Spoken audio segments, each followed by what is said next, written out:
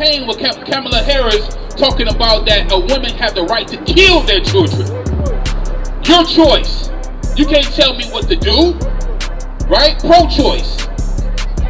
Look, a pro, we call the women that are called pros on the street are hoes. A pro-choice is a hoe that having children and they need to get rid of them. So a pro-choice is a low choice.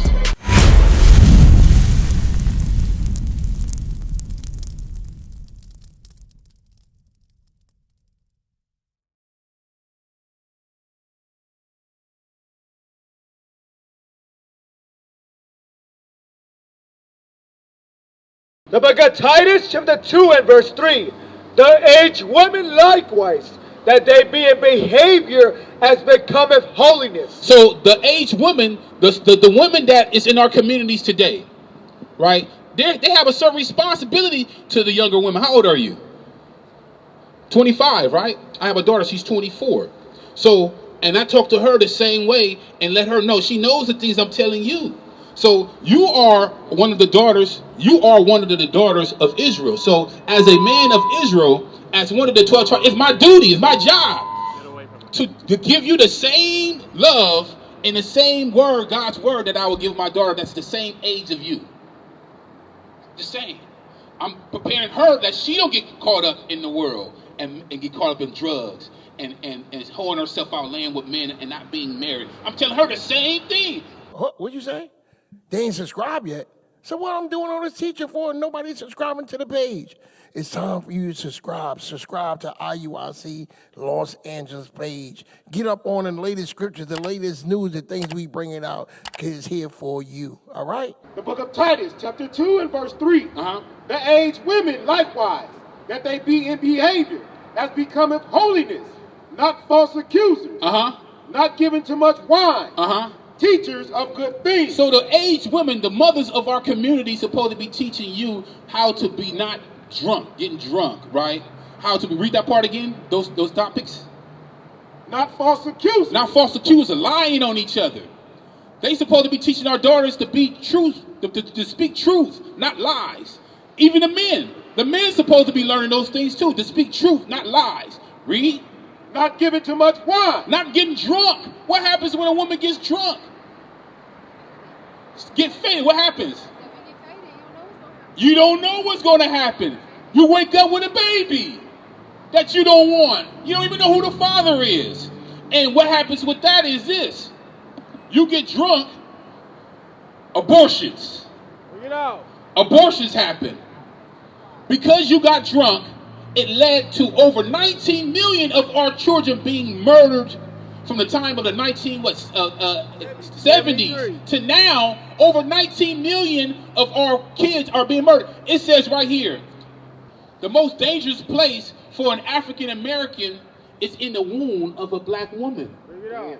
Because we have failed for the lie. We've been deceived. Because we get drunk.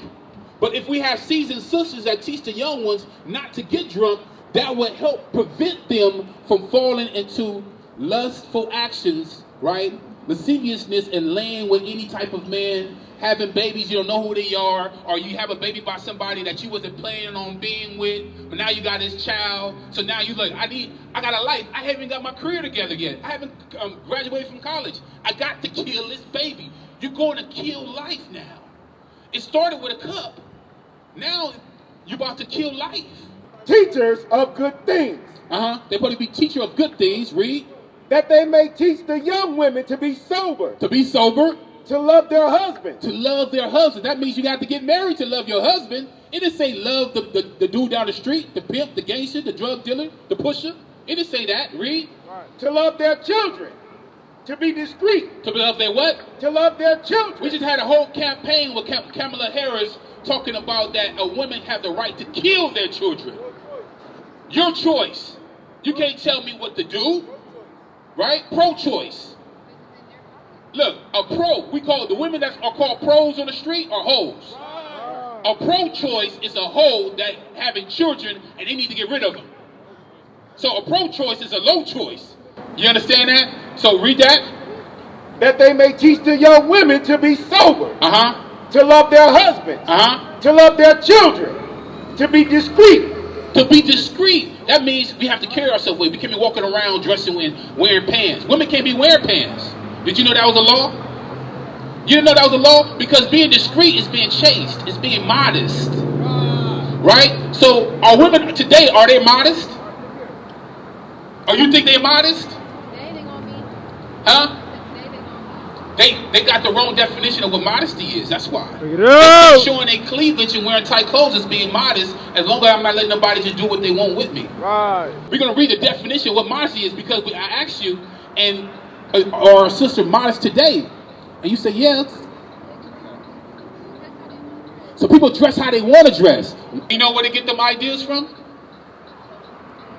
Huh? They get it from where? Social media. They're not getting it from the Bible. Right. That's what we're bringing out, right? That's the rudiments of the world that they're getting it from. That's the deceit of philosophy. Go ahead and read. Definition of modesty: regard for decency of behavior, speech, dress, etc. I got you. If someone, especially a woman, shows modesty, they are cautious about the way they dress and behave because they're aware that other people may view them in a sexual way. So a person that's modesty, a person that has modesty, a woman has modesty, she's concerned about not making herself be wear sexual attire. The book of 1 Timothy, chapter 2 and verse 9. In like manner also, that women adorn themselves in modest apparel. Look, God said you got to adorn yourself in modest apparel. That means you care about yourself when you're being modest. Right. That means opposite of being modest, you don't care about yourself. Be who you are. Right? Say, I'm just gonna do me. This is me. But that me has no connection to God. That me has no real sense of self-respect. That's what they're saying. I'm gonna just do me because I'm having a hard time keeping up what God says. So I'm just going to say, forget that. I'm just going to do me. I don't want to hear, you can't tell me nothing.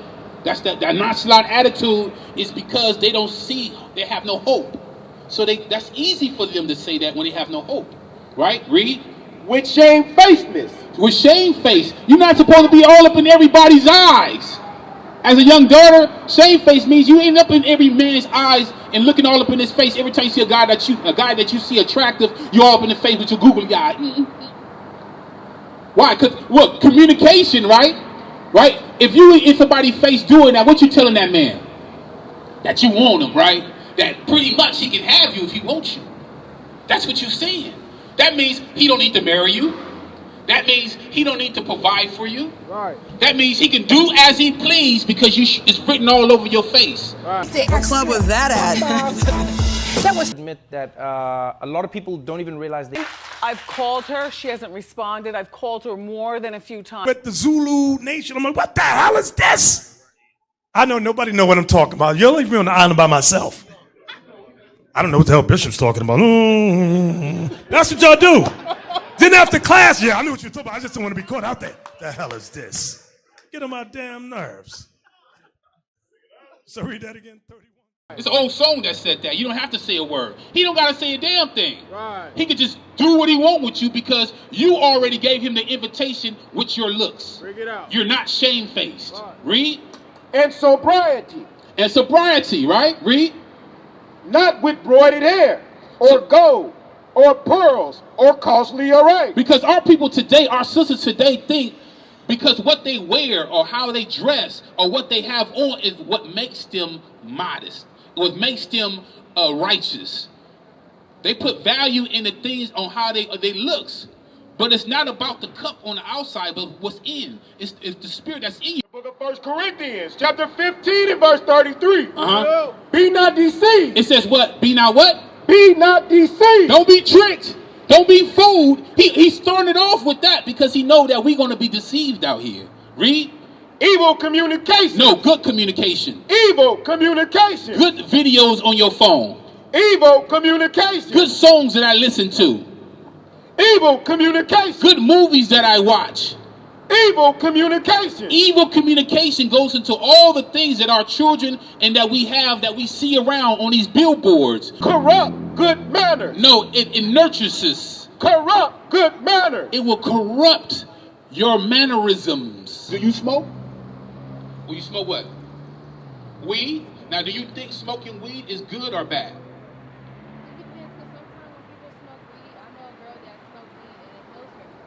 Now, let me ask you a question here. According to God, what do you think he says? Because remember, we talked about being deceived by the philosophies of man. God don't want us to be doing this, right? So that means it's bad, right? Okay. So we can't make something clean out of what is bad. We can't change what God deems not good for us because he created you. He's the doctor, the ultimate doctor that knows everything about your body, that what it needs and what goes against it. So if you're going to listen to anybody, you're going to listen to who? You're going to listen to God, right? You got that 1 Corinthians? Yes, sir. Because if you smoke, this is what God says is going to happen. Read. 1 Corinthians chapter 3 and verse 16. Know ye not that ye are the temple of God? So a question was posed. He said, don't you know that you're the temple of God? We're supposed to know these things. Because if we know these things, we're going to move a certain way. Right. Read it again. Know ye not that ye are the temple of God? So I'm going to ask you the same question. Don't you know that you're the temple of God? Did you know that? All right, read. And that the Spirit of God dwelleth in you. And the Spirit of God dwells in you? Not in the churches, not in the buildings. You don't got to go to the buildings to find God. He says that his Spirit dwells in you.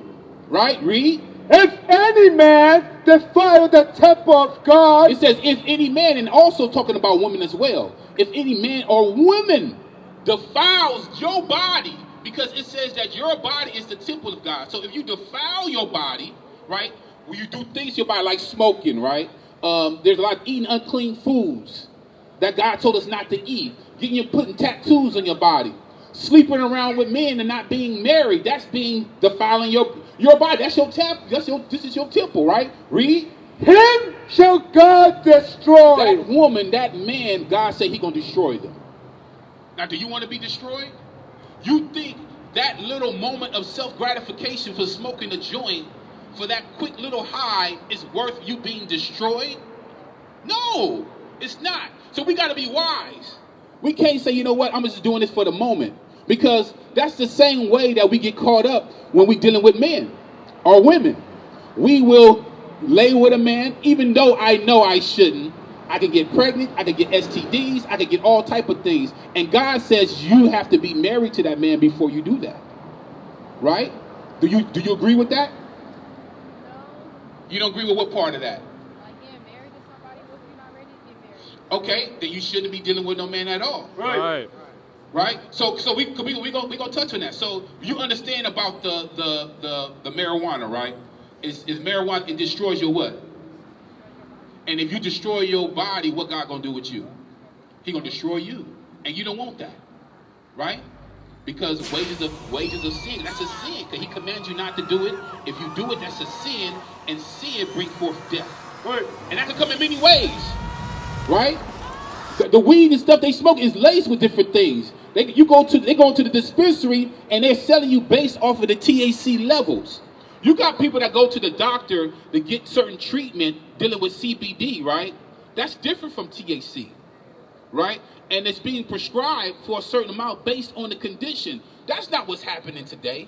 You can go to a so-called stand-up clinic and on camera tell the doctor, I got back problems. He said, all right, stamp, you good. Go get your weed. And now you're in the street going to all these dispensaries buying weed that is laced with all these different things, and it's messing our people up. They can't even get jobs because they can't pass a urine test. Right. They losing hope in themselves. They rather sit, play games, or go partying. They're not thinking about themselves, their family, and their nation. Bring it out. They're not thinking about none of those things when you high. You don't, right? So definitely it's something that you have to put down because it's not going to benefit you. It's only going to destroy you. Right. And our communities is rampant with it.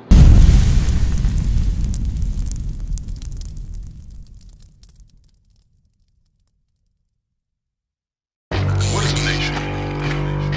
Nation is family. Nation is community. Nation is men leading by example. Nation is women's support. Nation is children with role models. Nation is unity. Nation is you.